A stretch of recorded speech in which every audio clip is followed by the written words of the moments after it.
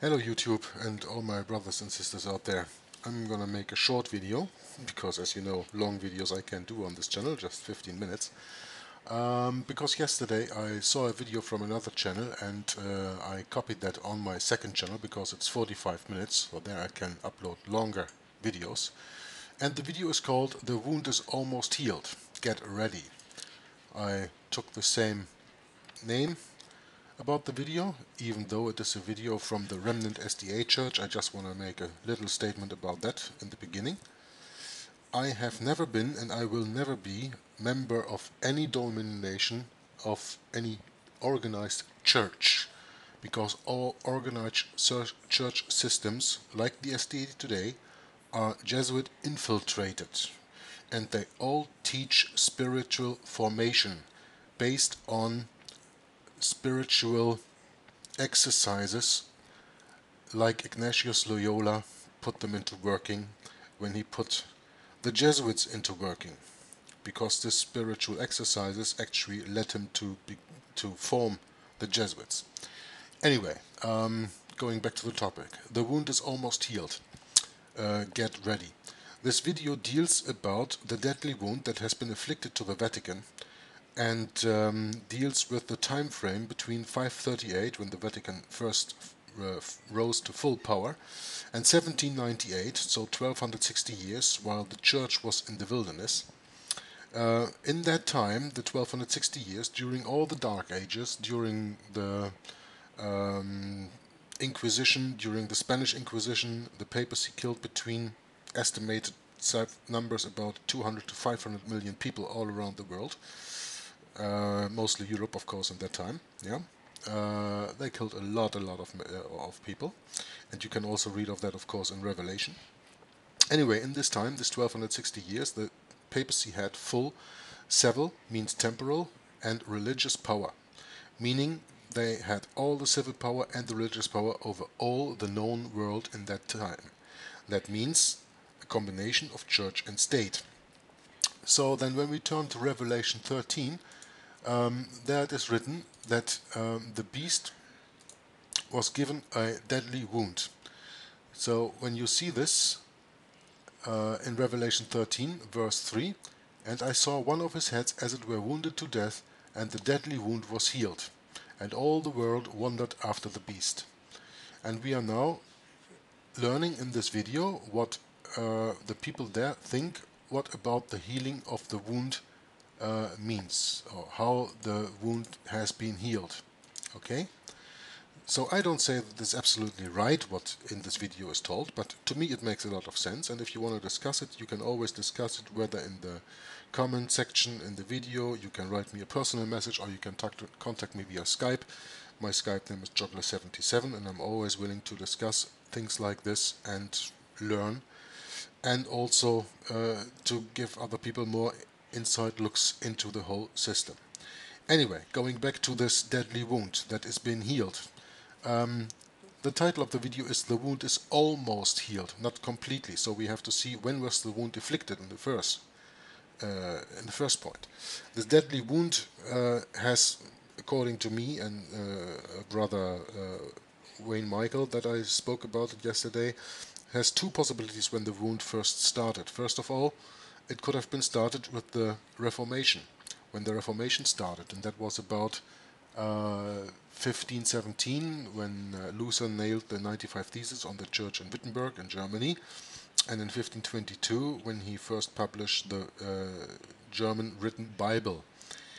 So then the Reformation started, and the Reformation meant that the temporal power was asked by even the nobility, and they turned away from Rome, and Protestant states were to be formed. You can read this in history. There's a lot that you can find about that. Reformation was quite a good thing, and it was, well, quite surely a move of God and the Holy Spirit on the people. Anyway, this could be seen as the beginning of the deadly wound, but when you return back to the years 538, where the where the Vatican for the first got 100% control of all states to the known world at that time. And 1798, so what happened in 1798 after 1260 years? General Berthier, who was working under Napoleon, went into the Vatican and he arrested the Pope. And he was arrested for the rest of his life. By the arrestation of the Pope, the civil power was taken from the Vatican. So the Vatican was actually just a religious leader anymore, but had no temporal or civil power over the whole known world. That doesn't mean all, because it still had that over Italy, it still had that over Spain, it still had that over Portugal. Those are countries who were never really much touched by the Reformation, but not over the whole world. And the Pope wants everybody to bow down to him. We know that, of course.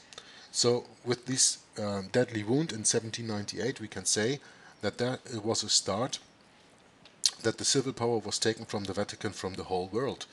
Another interesting date is in 1870, with the revolution in Italy and the forming of a kingdom there. The Vatican lost even the power over Italy, and that was the last state where they lost the power on. So now we have to see, okay, now the wound is inflicted, let's say between 1520, when I said, and 1870, the latest, when even Italy turned away from the Vatican, and the Vatican didn't have any civil power on Italy anymore. But the video is about the wound that is almost healed, and the question is, when will this wound be healed, or when did this healing start? And you know, the wound begins to heal, and that is what the video talks about, on February 11th, 1929. Why was that day important? Because on the February 11th, 1929, the Italian government under Mussolini signed the Lateran Treaty with the Vatican. And the Lateran Treaty was the recognition of the Vatican as a state, yeah, as a state, so he had civil powers again.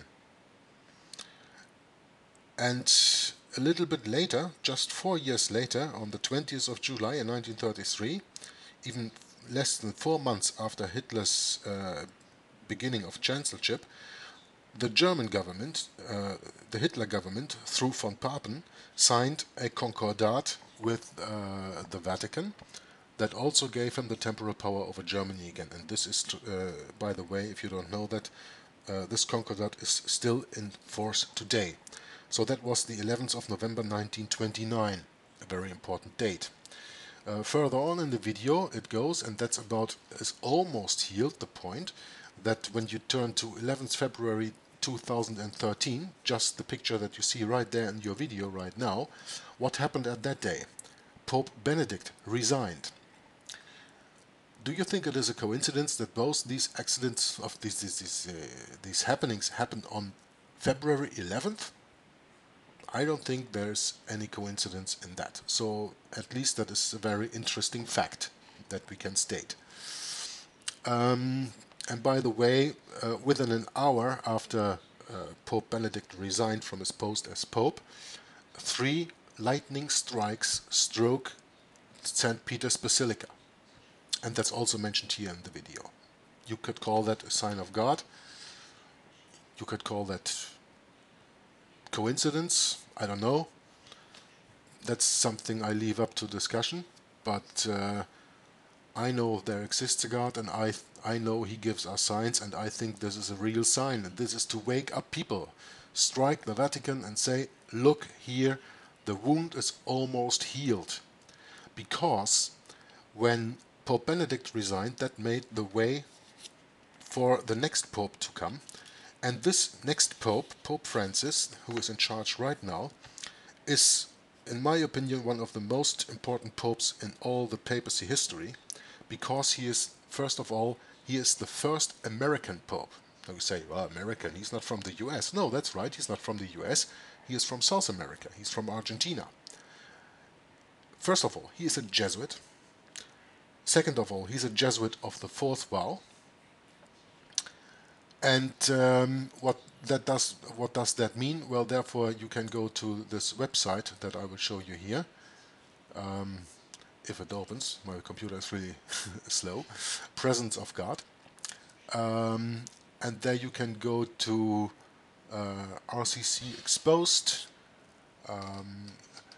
and there you will see that there are a lot of things that you can look at. And anywhere, I don't know where exactly here right now. I think it's at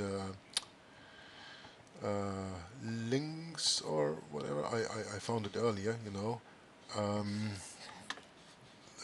Wait. Okay, so you go down to RCC Exposed, and then you go to Horrific, and there you can see the Jesuit Oath. So when you click on that, the site will open where you can read about the oath of the Jesuits and what does that mean. That this first American Pope is also the first Jesuit Pope and a Jesuit of the fourth vow. So I will just scroll a little bit down here. You can hold it up, or you can see where I found it, and I will of course provide the link of the website later on in the video that you can find that. My point being is, this Jesuit Pope has been working ever since very hard to build a one world religion. So what has he done? He has worked on the House of One, and I will show you what the House of One is right here.